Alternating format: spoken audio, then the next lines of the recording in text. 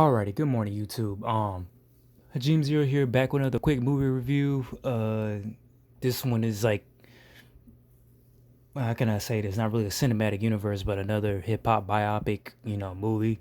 Even though, in my opinion, they really should have done one. Since technically we got three of them now. But this one's straight out of Compton, starring Corey Hawkins. I can't remember Ice Cube's son's name who's in this. Who else? Jason Mitchell. Fuck. Looking for some more names. Paul Giamatti. And there's some other faces in here too.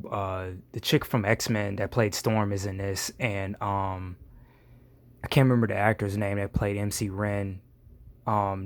Nino Brown, I believe, is the guy that plays MC Yella. But again, this is straight out of Compton, and this is pretty much the whole story of NWA and them disbanding, and of course the main three who went on to do amazing things, or really, well, two of them went on to do amazing. Well, yeah, three did go on to do amazing things, and like every great hip hop group, they contributed a lot on the West Coast. Starting on the West Coast with their music, and also I wouldn't say conscious rap, but talking about stuff that actually goes on in their neighborhood. And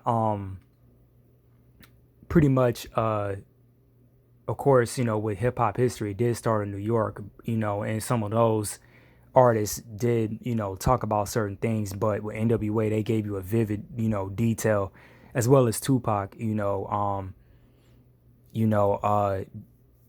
only difference is that NWA, a few of the members had more of a personal, dealing, with everything they had talked about, especially, with police brutality and the gangs and the violence and all that. And also interpersonal stuff, especially with Ice Cube's diss track "No Vaseline." But pretty much the main five they had talked about, even though there are more contributors to, I think, Arabian Prince and D.O.C. But you had, Ice Cube, Dr. Dre, Eazy-E, MC Ren, and DJ Yella. And it's kind of funny because, I think what Ice Cube, in the beginning, Ice Cube and MC Ren were the ones that were writing, the lyrics. And also MC Ren and Eazy-E were the ones who were affiliated with the gang stuff. Actually with Eazy, I think, well, this movie had portrayed him more being a drug dealer. I know MC Ren definitely did have some ties. I can't remember if it was the Bloods or the Crips, but now I think he's Jewish, so I guess he cut those ties. But it really showed, their relationship and their brotherhood, and the messed up thing, with Fame, especially, with Jerry Heller, what he did, to all of them, and Ice Cube and Dre were really smart, to take off. Well, Cube was smarter in general because, Jerry, in a way, did try to punk him into signing a contract that he didn't even understand.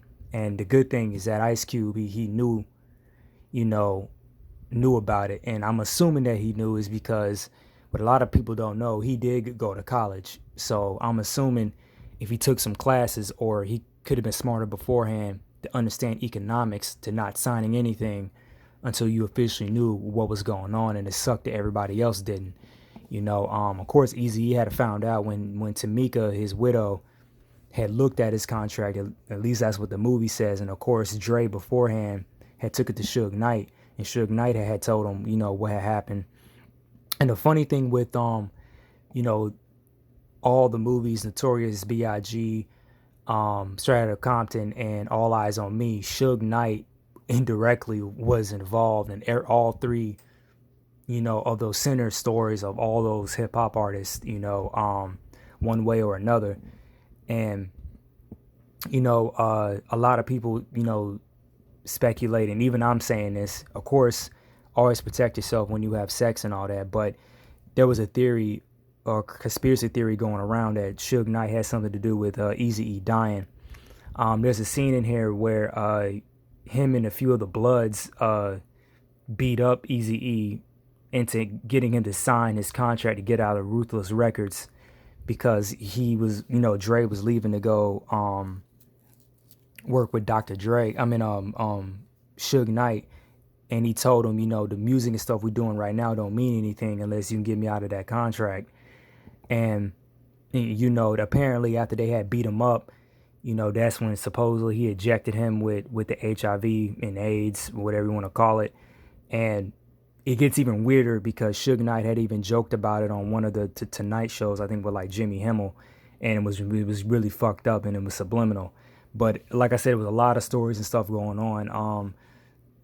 Again, one of my homeboys, the same one I talked about on All Eyes on Me, with the whole thing when Biggie had warned Pac about them dudes, he had stated that ironically Tupac was in that building that night when that happened. I think he was possibly recording something, but I take that with a grain of salt. Who knows if he knew about it, because he had no beef with Eazy-E. As a matter of fact, if you see Tupac Resurrection, they actually met each other. They had a picture of them, together. So, it's kind of funny. But in hip hop history, this group is one of my favorites, especially when you listen to the lyrics of course, Fuck the Police and No Vaseline and many other, records, they did. Them, the Wu-Tang Clan, Biggie and Pac are like my top ones in that I listen to. And like I said, all three went off to do great things, especially Dre and Ice Cube. Ice Cube doing movies and Dre, with the Beats headphones and him just doing business dealings. And of course, many, artists had even stated, I know 50 Cent and Eminem and Snoop has said, yeah, he just didn't teach us things about rap. It was more about, business, doing things in business and doing other expansions. So, and of course Dre did a few movies, but I think he's more doing on, more technical stuff, dealing, with music and sound equipment. And the funny thing is that I think Dr. Dre, from his own words, they didn't put it in the movie, but what really got him to work with Death Row that had tempted him was the new soundboard stuff that Jerry didn't have. And, he stated, that was one of the things that had reeled him in. And which is understandable, because if you get brand new equipment and you know what it is, and you can know, if you got songs and stuff you want to work on, you know how good it is, especially with me being a comic book artist, using a light box and other, stuff, that'll tempt me to go work with some people if they got it. I'm just throwing it out there as an example. But again, Dre and Cube had produced this movie, as well as F. Gary Gray, directing it. And, I'm kind of mediocre on it because, of course, not all biopic films tell the truth, especially with Dr. Dre. Apparently he had, a lot of domestic violence, on how what he did to women. Because I know Miss Chalet had stated on a Vlad TV interview that, yeah, Dre used to beat the shit out of me all the time. Yeah, and it was kind of funny because she had a relationship with Suge Knight too. I don't think it was an intimate relationship. It was more like, that they were friendly. And it was funny because she's the only person that stated that, in all three of these movies, Suge Knight is really, portrayed like the devil, and Miss Chalet was pretty much saying that's not what it is. He just sees it as, you do something for me, I do something for you, all is fair. But again, I really believe he's still gonna play certain games, like in All Eyes on Me. When Tupac had told him his plan, he pulled out that ledger and said, yeah, you produced the 3 albums, but the money still ain't covered, so you can't really go anywhere until you pay all this shit back. And I'm like, to me, that's a little bit fucked up, but, really, going back a little bit of hip hop history when, especially when Fuck the Police came out, it's kind of funny because some of this stuff, goes on, today. And that song had came out, along with the Straight Outta Compton album, it came out in 1988. And this was right around the time when in LA especially, they were cracking down heavily with the gang task force. And, they would randomly stop, black people and frisk them, or they'll have that giant, battering ram tank, that'll go up in people's houses. And of course, cops had came out that were capitalizing on it. And the good thing is that now cops, they canceled that shit. You know, I'm assuming with the past riots and the police brutality, you pretty much don't need to see that show anymore if you can just see it on the internet. But going back with the song, it was funny because they were saying that certain part of America, mainly white America, yeah, they were in high protests of these songs that talked about violence. And then of course with the song, if you listen to it, but until the Rodney King situation had happened, then the rest of America at that time definitely understood it. But now we're going back, with history repeating itself, because there are still some white people saying that if you're not doing anything illegal, then what are you worried about? And it sucks because, yeah, I'm not worried about it until a cop comes up to me and starts doing some enticing shit, saying, this, and this, and then, the next thing I know, he's beating my ass. Or better yet, how Huey said it on the Boondocks, 9 times out of 10, you don't have to do anything at all. And again, I had my situation with the police. They ain't beat my ass, but, talking to certain ones, especially with the last situation I had with the police, and, and talking to my manager about it, he said that, yeah, he that there was whatever he told you, the reason why he stopped you, it really didn't happen because, they stopped him too. And, you got to sit there and really, really think about it, and I was really tempted, that particular day. He was saying that some person was going around exposing himself, and I so happened matched the description, but he stopped me while I was riding my bike going home. That's suspicion number one. But apparently the place that had placed a call, I was tempted to go back and really ask, did this really happen? And if they would have said no, I was like, yeah, he had profiled me straight up. And then on top of that, I passed by that Duluth police station every morning going to work, so I knew something was up. But that's just me, my personal experience about it. And the thing is, if you listen to the lyrics of "Fuck the Police," it is true. They some of them are still doing that shit now. It's just that back then with Rodney King, they had caught it on tape. But even now,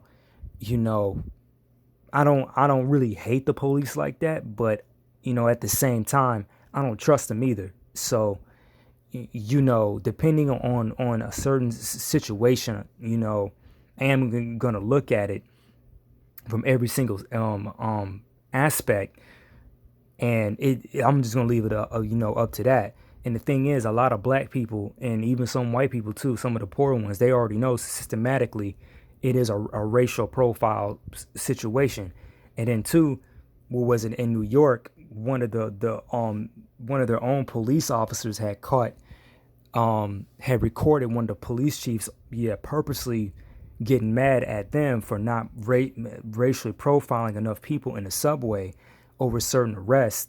And I'm like, that's a tad bit fucked up. But we kind of already knew it anyway. New York and like Los Angeles are like the top places where police, racially profile people.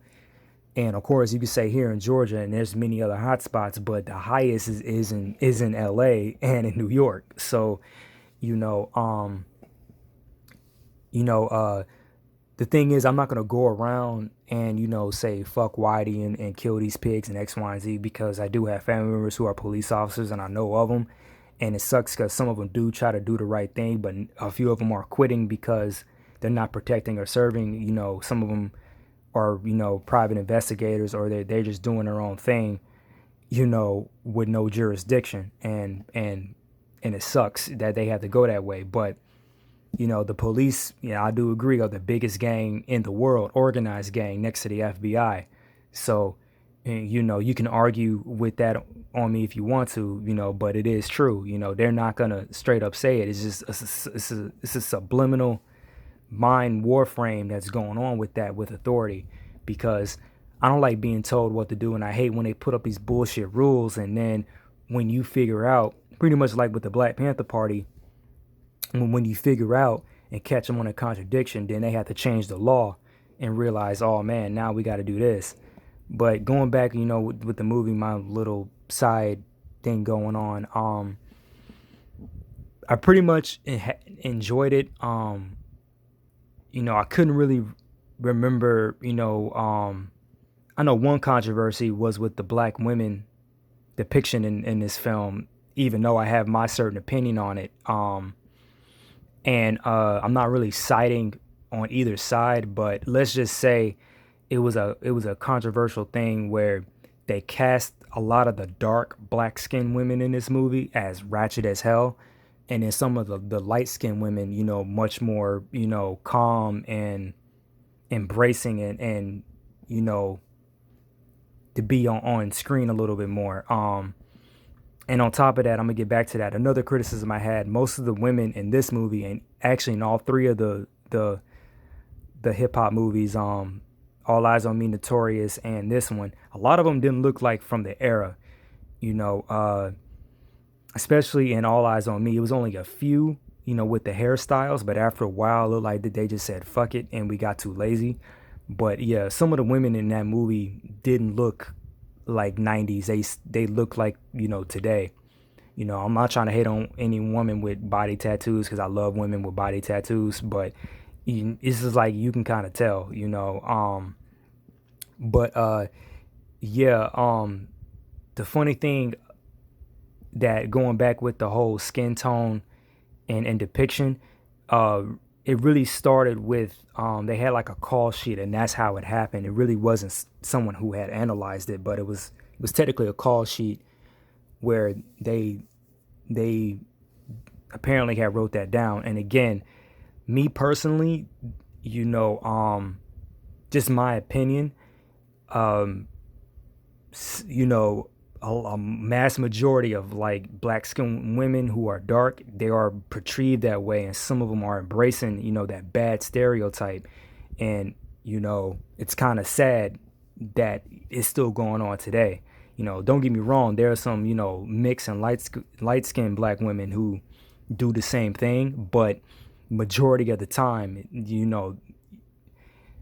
may like find one or two out of the group who may be ratchet as hell and just depicted, as the bad stereotypical black woman.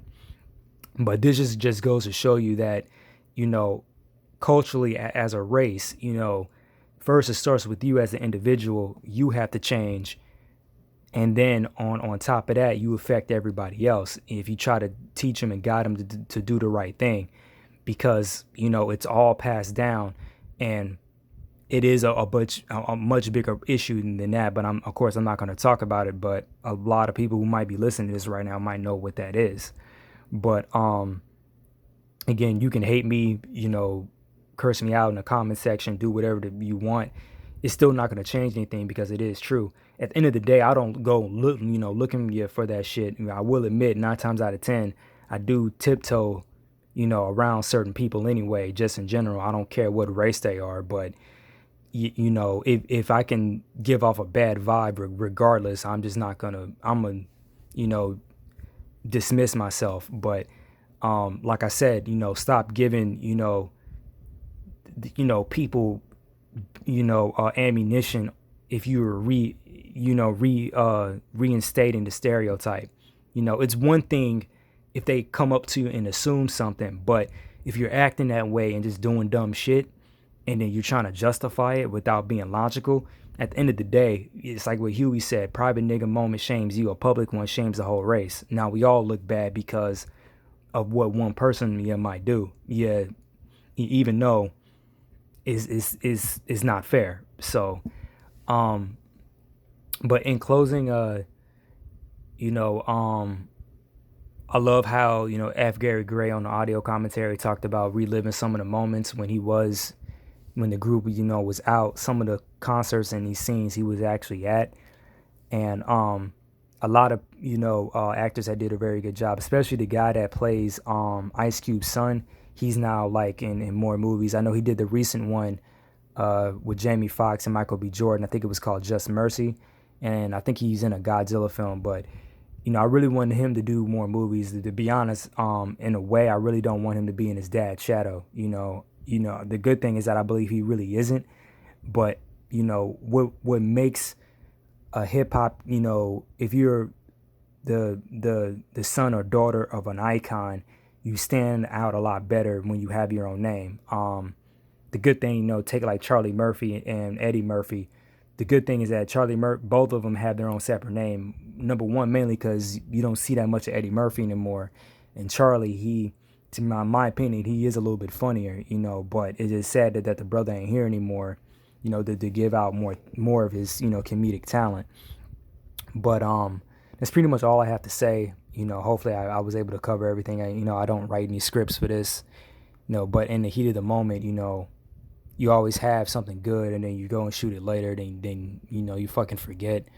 But yeah, that's all I have to say, and I will see you in the next review. So peace.